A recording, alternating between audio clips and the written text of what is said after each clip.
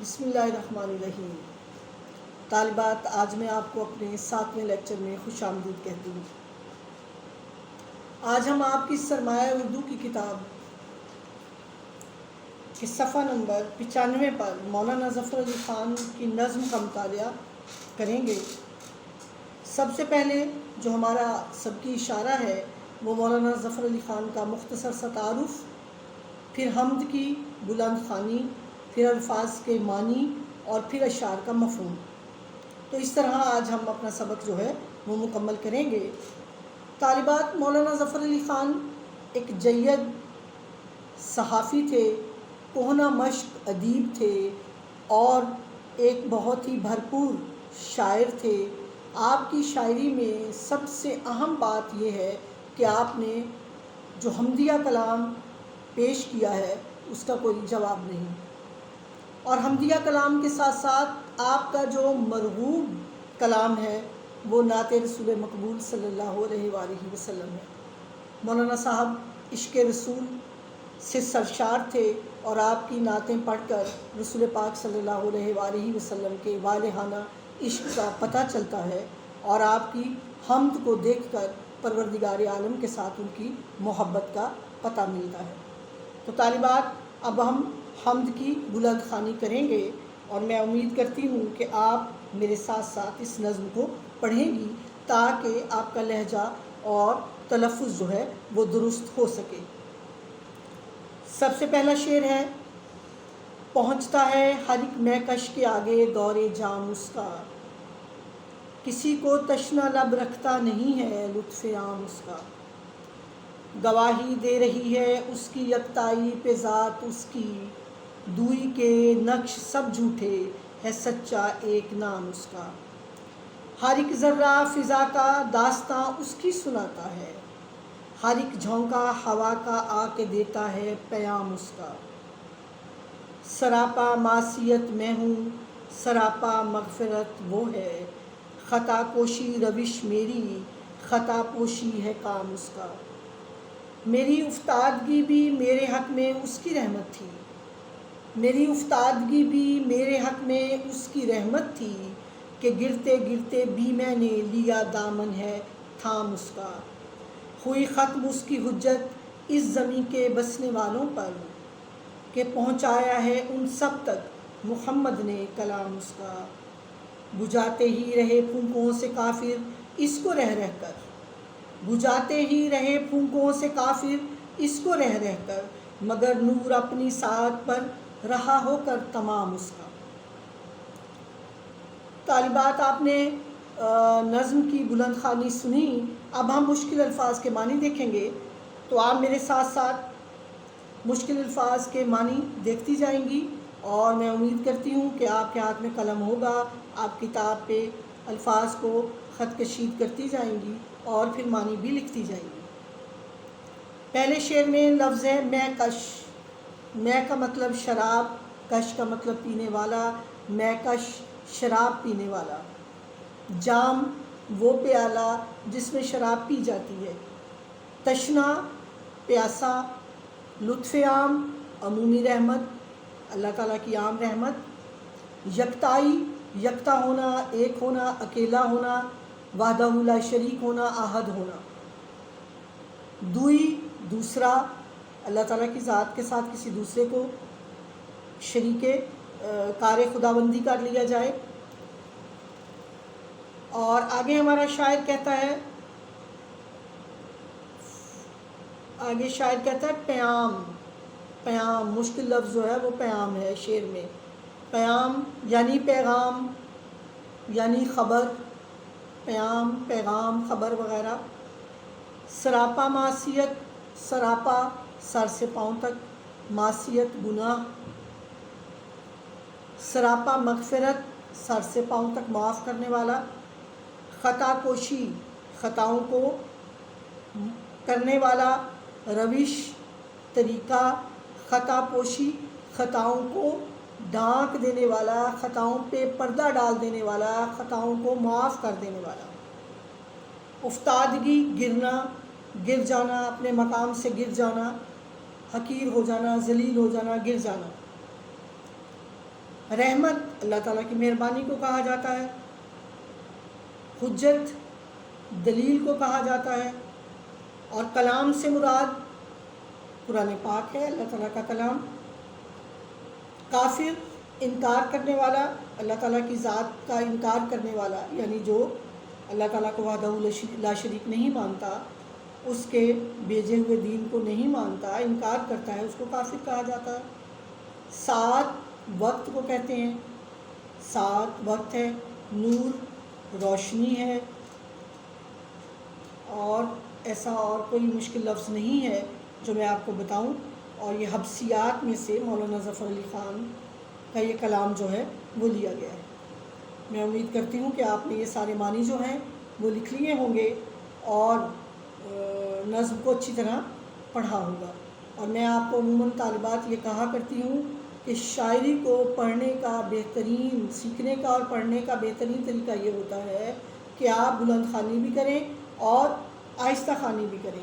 آہستہ آہستہ بھی پڑھیں، آہستہ آواز میں پڑھیں، بلند آواز میں پڑھیں، کئی دفعہ پڑھیں، اور جب شعر آپ کے مزاج کے ساتھ ہم آہنگ ہو جائے تو پھر شاعری خود بخود سمجھ میں آ جاتی ہے۔ شاعری کو متشرح کرنے کی یا اس کی تشریح کرنے کی ضرورت نہیں ہوا کرتی، مگر یہ لیول جو آپ کا ہے، 12ویں جماعت میں ہیں آپ، اور آپ کو جب تک معنی نہ بتائے جائیں، جب تک مفہوم نہ بتایا جائے، جب تک تشریح نہ کروائی جائے، اس وقت تک آپ کی بات سمجھ میں نہیں آتی ہے۔ اور دوم یہ کہ آپ کی امتحانی ضرورت بھی یہی ہے کہ ہم آپ کو معنی بھی بتائیں اور مفہوم بھی بتائیں اور تشریح بھی کروائیں۔ تو اب ہم ہر شعر کا مفہوم جو ہے وہ دیکھتے جائیں گے۔ پہلے شعر کا مفہوم جو ہے وہ یوں ہے کہ اللہ تعالیٰ اپنی ہدایت کا جام جو ہے، ہدایت کا پیالہ جو ہے، ہدایت کا نظام جو ہے، وہ ہر شخص تک، کائنات کے ہر شخص تک پہنچا دیتا ہے، اور کوئی بھی شخص اس کی ہدایت کے جام سے، شراب ہدایت سے محروم نہیں رہتا، اور وہ ہر شخص پر یہ مہربانی کرتا ہے کہ اپنا پیغام اور اپنی وحدانیت کا پیغام جو ہے، اپنی ہدایت کا پیغام جو ہے وہ اس کائنات کے ہر فرد کو پہنچا دے۔ اور اس کے لیے اس نے بہت سارے انتظامات کیے، وہ بعد میں آپ کو بتاؤں گی۔ جو انبیاء آئے، جو رسول آئے، جو نبی آئے، جو کتابیں آئیں، یہ سب جو ہے وہ ہدایت کا پیغام ہے جو ہر انسان تک، اس کائنات کے ہر انسان تک پہنچا، اور کوئی بھی اس سے محروم نہ رہا، تشنا لب نہ رہا۔ اگلے شعر میں شاعر کہتا ہے کہ اللہ تعالیٰ کی ذات وحدہ لا شریک ہے، اور وہ اپنی ذات پر خود ہی دلیل ہے، وہ واحد ہے، وہ یکتا ہے، اور دوسرا کوئی نہیں، اور صرف وہی یکتا، واحد، وحدہ لا شریک ہے، اور دوئی کے نقش سب جھوٹے ہیں۔ یعنی اگر کوئی دوسرا خدا، کسی کو کوئی دوسرے کو خدا کہتا ہے یا کوئی خدا بن کے سامنے آتا ہے تو وہ جھوٹا ہے، صرف اس کا نام سچا ہے، کیونکہ وہی وحدہ لا شریک ہے، وہی اس کائنات کا خالق، مالک، رازق، سب کچھ وہ ہے، وہی اکیلا ہے، وہی واحد ہے، وہی یکتا ہے۔ اگر کوئی دوسرا اس کے مقابلے پہ آتا ہے تو وہ سب جھوٹ ہے، دوئی کے سارے ہی نقش جھوٹے ہیں۔ تو وہ وحدہ لا شریک کا ایک کا نام سچا ہے، وہ پاک پروردگار اکیلا ہے، یکتا ہے، واحد ہے۔ آگے اگلے شعر میں کہتا ہے کہ اس فضا کو جب ہم آنکھ اٹھا کر دیکھتے ہیں تو اس فضا میں پائی جانے والی جو انواع و اقسام کی جو قدرتیں ہیں، جو اللہ تعالیٰ کی نعمتیں ہیں، جو اللہ تعالیٰ کی رحمتیں ہیں، جو اللہ تعالیٰ کی بنائی ہوئی اشیاء ہیں، ان کو جب ہم دیکھتے ہیں تو ہم اللہ تعالیٰ تک پہنچنے کا سبب جو ہے وہ تلاش کرتے ہیں، اور ہم سوچتے ہیں کہ اس کے بنانے والا کوئی ہے۔ یہ درخت کو دیکھنا، یہ آسمان ہے، یہ زمین ہے، یہ حجر ہے، یہ شجر ہے، یہ سب کچھ جو ہے وہ اللہ تعالیٰ کی ہی داستان سناتا ہے۔ اور ہوا کا چلنا، ہوا کا جھونکا، ہوا ایک لمحے کے لیے رک جائے تو سانس رک جائے، تو اسی لیے شاعر نے کہا کہ یہ ہوا کا جھونکا بھی آپ کو بتاتا ہے کہ اللہ تعالیٰ جو ہے وہ موجود ہے، کوئی ہے جس نے اس ہوا کو تخلیق کیا، کوئی ہے جس نے اس کائنات کو بنایا، کوئی ہے جو اس کائنات کی تمام اشیاء کو ترتیب میں لے آیا، نظم میں لے آیا، یہ آسمان، یہ زمین، یہ چاند، یہ سورج، یہ ستارے، یہ حجر، یہ شجر، یہ سمندر، یہ ان میں رواں کشتیاں، اور یہ سبزہ، یہ پرند چرند، نباتات و جمادات، یہ ایسے نہیں بن گئے، ان کو بنانے والا کوئی ہے۔ اور جب ان چیزوں کو دیکھا جاتا ہے تو پتہ چلتا ہے کہ پروردگار موجود ہے۔ اور ہر یہ ساری چیزیں جو ہیں یہ پیغام دیتی ہیں کس کا؟ اللہ تعالیٰ کی ذات کی موجودگی کا، اور اللہ تعالیٰ کی ذات کی موجودگی کا پیغام ہی یہ ساری کائنات کی اشیاء ہیں۔ اور اسی لیے یہ کہا گیا کہ ہر ذرہ جو ہے وہ اسی کی داستان، اسی کی کہانی سناتا ہے، اور ہر ہوا کا جھونکا جو ہے وہ اس کا پیغام سناتا ہے۔ تو طالبات آگے ہمارا شاعر کہتا ہے، معذرت، آگے ہمارا شاعر کہتا ہے، سراپا معصیت میں ہوں، سر سے پاؤں تک میں گناہ میں ڈوبا ہوا انسان ہوں۔ سراپا مغفرت وہ ہے، اور وہ سر سے پاؤں تک معاف ہی معاف کرنے والا ہے۔ آپ کو معلوم ہے حضرت انسان کو اللہ تعالیٰ نے اپنا نائب اور خلیفہ بنایا، اور جب اس کائنات میں آ گیا، نائب بن کر آیا، خلیفہ بن کر آیا، اس کی ذات کو پہچنوانے کے لیے آیا، اس کی ذات کو ماننے کے لیے آیا، اس کے پیغام کو پھیلانے کے لیے آیا، اس کی خوشبو کو پوری کائنات میں رواں دواں کرنے کے لیے آیا۔ لیکن جب یہی انسان اپنے مقام سے گر جاتا ہے، گناہ میں ڈوب جاتا ہے، انسانیت کے شرف سے محروم ہو جاتا ہے، تو پھر اس کو ایک ہی ذات نظر آتی ہے، وہ اللہ تعالیٰ کی ذات۔ اسی کے سامنے جھکتا ہے، اسی سے معافی مانگتا ہے، اور اگر اللہ تعالیٰ کی ذات معاف نہ کرے تو انسان کبھی بھی اس دنیا میں اپنی زندگی کی گزران کا کوئی طریقہ نہ ڈھونڈ سکے۔ وہ قدم قدم پر گناہ کرتا ہے، اور پروردگار قدم قدم پر اسے معاف کرتا ہے۔ اسی لیے ہمارے شاعر نے کہا کہ میں سراپا معصیت ہوں، انسان سر تک پاؤں گناہ میں ڈوبا ہوا ہے،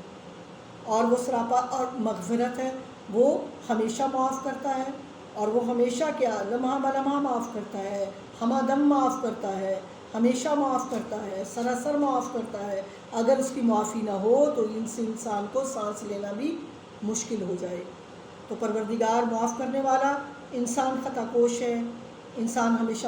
گناہ کرتا ہے۔ اور آگے ہمارا شاعر بھی کہتا ہے، خطا کوشی روش میری، میں تو ہمیشہ سے گناہ میں ڈوبا ہوا ہوں، میں تو ہمیشہ سے گناہ کرتا ہوں، میں تو تمہارے پیغام کو پروردگار بھلا دیتا ہوں، میں تو تمہارے دیے ہوئے رستے سے ہٹ جاتا ہوں، میں تمہارے دیے ہوئے رستے سے بھٹک جاتا ہوں، جو کرنے کے لیے تم نے بھیجا وہ میں نہیں کرتا، اور جو تم نے کرنے کو مجھے کہا وہ میں کر نہیں پاتا، اور پھر میں تیرے در پر ہی جھکتا ہوں، اور تو ہی میرے گناہوں کو معاف کر کے مجھے پھر سے بھٹکے ہوئے آہو کو سوئے حرم لے چلتا ہے، یعنی مجھے گناہ سے نکال کر پھر سے میرے اپنے رستے پر مجھے چلا دیتا ہے۔ تو اس لیے کہتا ہے کہ خطا پوشی روش میری، میرا تو طریقہ ہی گناہ گاری ہے، خطا پوشی ہے کام اس کا، اللہ تعالیٰ کا کام ہے وہ میری خطاؤں کو، میری غلطیوں کو چھپا دیتا ہے۔ اللہ تعالیٰ کی ذات میری غلطیوں کو معاف کر دیتی ہے۔ اگر وہ پاک پروردگار معاف کرنے والا نہ ہو تو انسان کو اس دنیا میں جگہ نہ ملے۔ آپ جانتی ہیں، بلکہ آپ گزر رہی ہیں، ہم سب گزر رہے ہیں کہ پروردگار کی ایک چھوٹی سی بھیجی ہوئی وبا جو ہے وہ دنیا کے لیے کتنی بڑی ہو گئی، کس قدر انسان جو ہیں وہ محدود ہو گئے، اور کس قدر انسان جو ہیں وہ غیر محفوظ ہو گئے۔ آج یہ جو میں آپ سے مخاطب ہوں، اس طرح کیا اس طرح بھی میں مخاطب ہوا کرتی تھی؟ میں کلاس میں کھڑے ہو کر بہت اعتماد کے ساتھ آپ کو لیکچر دیا کرتی تھی، اور بہت ہی خوبصورت طریقے کے ساتھ ہم باہم مل کر پڑھا کرتے تھے۔ تو آج اس وبا کی وجہ سے ہم اتنے محدود ہو گئے کہ ہمیں ان آلات کا سہارا لینا پڑا، اور آپ جانتے ہیں کہ یہ وبائیں بھی اللہ تعالیٰ کی بھیجی ہوئی ہیں، اور آپ یہ بھی جانتے ہیں کہ اللہ تعالیٰ ہمارے اعمال کو دیکھتا ہے اور پھر وہ معاف بھی کر دیتا ہے۔ اس نے کس قدر ہمیں معافی دی، اس کی بڑی مہربانی ہے، اس نے ہمیں محفوظ رکھا، ہمیں محفوظ رکھ رہا ہے، ہمیں محفوظ رکھا ہوا ہے، ورنہ ہماری کیا حیثیت اور اوقات ہے کہ ہم ایک ذرا سے جرثومے میں، یا یوں کہیے کہ وہ کیا وائرس، سے ذرا سا وائرس ہے، اس سے گھبرا کر اس طرح گھروں میں محدود ہو گئے۔ تو پروردگار ہماری ہر خطا کو معاف کرتا ہے، اور ہم خطاؤں پہ خطائیں کرتے ہیں مگر وہ معاف کرتا رہتا ہے، وہ معاف کرتا جاتا ہے۔ آگے ہمارا شاعر کہتا ہے میری افتادگی بھی میرے حق میں اس کی رحمت تھی۔ افتادگی گرنا، کمتر سمجھنا اور گر کر حقیر ہو کر ذلیل ہو کر اس کے دروازے پر پھر واپس چلے جانا، یعنی جب میں گناہ میں ڈوب گیا، میں نے اپنے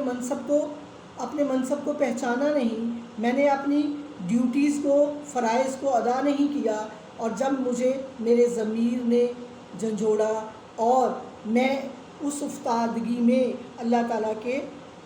پاس پہنچ گیا، اس کے قریب چلا گیا، پاس پہنچ گیا، اس کے قریب ہو گیا، اس کی یاد میں ڈوب گیا، اس کی معرفت کو میں نے پا لیا، اس کو میں نے اپنے دل کا حال سنایا اور اپنے گناہوں سے اس سے معافی مانگی، تو پھر کیا ہوا کہ یہ گناہ جو تھے، یہ افتادگی جو تھی، یہ بھی میرے لیے رحمت کا پیغام بن گئی۔ کیسے کہ جب آپ گناہ کرتے ہیں، آپ اپنی حیثیت کو، شرف انسانیت کو پہچانتے نہیں ہیں، آپ اپنی آنکھوں پر اور دل پر پردہ ڈال لیتے ہیں، گناہ میں مغلوب ہو جاتے ہیں، گناہ کر چکتے ہیں، پھر آپ کا ضمیر آپ کو جھنجھوڑتا ہے کہ اس پاک پروردگار کے راستے سے آپ کس طرح بھٹکے اور کس طرح اسے دھوکہ دینے کی کوشش کی، تو پھر یہ ضمیر جو ہے وہ پروردگار کے دروازے پر لے جاتا ہے اور ہم اللہ تعالیٰ کے سامنے سر کو جھکا دیتے ہیں، اور جب ہم اللہ تعالیٰ کے سامنے سر کو جھکا دیتے ہیں تو پھر ہم اپنے مقام کو سمجھ چکے ہوتے ہیں، اور پھر ہم جانتے ہیں کہ ہم بندے ہیں، ہم حقیر ہیں، ہم ذلیل ہیں، ہمیں معاف کرنے والی ایک ہی ذات ہے اور وہ پروردگار کی ذات ہے، اور جب ہم پروردگار کے ساتھ اپنا رشتہ جوڑ لیتے ہیں، اس کی معرفت کو حاصل کر لیتے ہیں، تو اس سے بڑھ کر اللہ تعالیٰ کا ہم پر اور احسان کیا ہوگا کہ وہ ہمیں اپنا بنا لے، اپنے در پہ جھکا لے، اپنے رستے پہ چلا دے، تو اس سے بڑھ کر ہم پر کوئی اور احسان نہیں ہے۔ تو شاعر اسی لیے کہتا ہے کہ میں نے گرتے گرتے بھی اللہ تعالیٰ کا دامن تھام لیا، اور یہی بات میرے حق میں رحمت بن گئی کہ میں گناہ سے نکل کر ہدایت کے رستے پر چل پڑا، اور ہدایت کے رستے پر چلتے ہوئے پروردگار نے مجھے اپنا بنا لیا، اور جس کو وہ اپنا بنا لے اس کو کسی اور کی ضرورت باقی نہیں رہتی۔ آگے طالبات ہمارا شاعر کہتا ہے کہ اللہ تعالیٰ نے اپنی حجت کو، اپنی دلیل کو اس پوری کائنات پر بسنے والے انسانوں کے لیے تمام کر دیا۔ کس طرح؟ رسول پاک صلی اللہ علیہ وآلہ وسلم، میں ہزار جان سے ان پر قربان، وہ تشریف لائے اور ان کے ساتھ اللہ تعالیٰ نے اپنا کلام بھی نازل کیا، ان کے قلب اقدس پر اللہ تعالیٰ کا کلام قرآن پاک جو ہے وہ نازل ہوا، اور اس قرآن کے ذریعے رسول پاک صلی اللہ علیہ وآلہ وسلم کی سنت کے ذریعے اللہ تعالیٰ نے اس زمین پر بسنے والوں کو اپنا پیغام اور راہ ہدایت سکھا دی، دکھا دی، بھیج دی۔ اب کوئی یہ نہیں کہہ سکتا کہ ان کے پاس اللہ کا کلام نہیں آیا، اللہ کا پیغام نہیں آیا، اللہ کا نبی نہیں آیا، اللہ کا رسول نہیں آیا، اور قیامت تک یہ پیغام اور یہ رسالت محمدی صلی اللہ علیہ وآلہ وسلم اور کلام پاک جو ہے وہ موجود رہے گا، اور ہر شخص، قیامت تک آنے والا جو شخص ہے وہ رسول پاک صلی اللہ علیہ وآلہ وسلم کے اسوہ پاک سے، ان کی سنت پاک سے